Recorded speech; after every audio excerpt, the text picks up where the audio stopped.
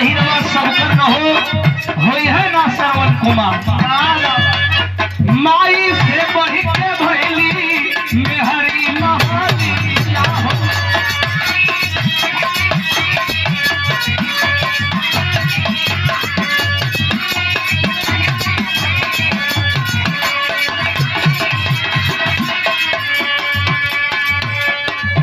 जबले छोट रहला माई तो के खियौलस पलौलस पललस पाल पोस के बरियार कदलस तो आपके माई हो गयल।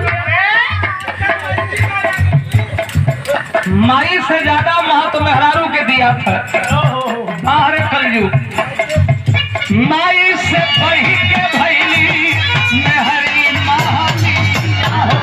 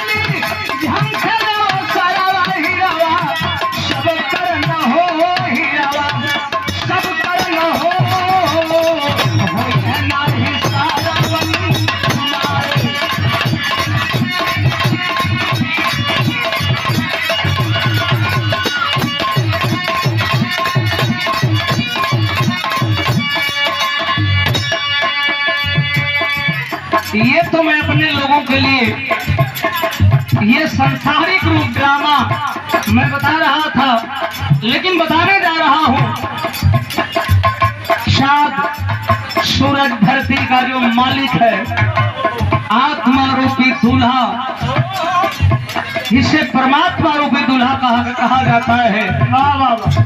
आत्मा रूपी दुल्हन से सवाल कैलन, एक परमात्मा रूपी दुल्हन एक दिन एक घमंडी आत्मा रूपी दुल्हन से सवाल केलन कि ए दुल्ही बड़ा घमंड में दिखाई दे रहल बाड़ू, कई दिन ले तहार जवानी रही, ऐसा ही एक जवाब देना पौराणिक बात पूछ रहे हैं। परमात्मा रूपी दूल्हा आत्मा रूपी दुल्हन से सवाल का केलन।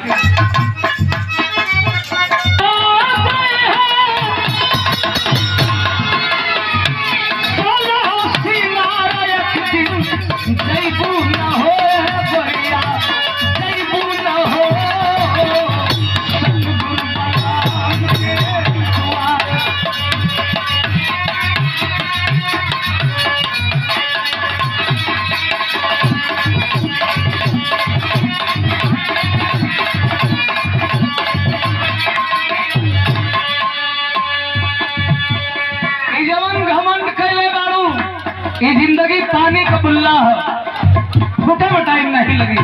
पहला सवाल उस दुल्हन से परमात्मा ने किया क्या? कोरिलारी काया में ललू तू दालू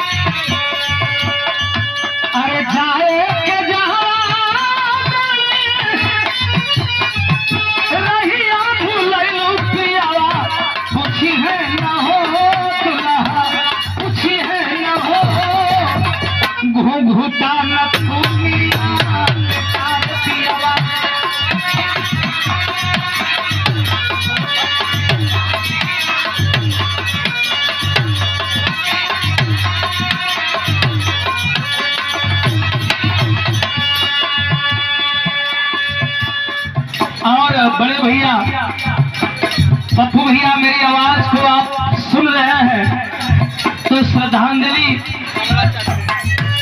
अगिला जन्म करे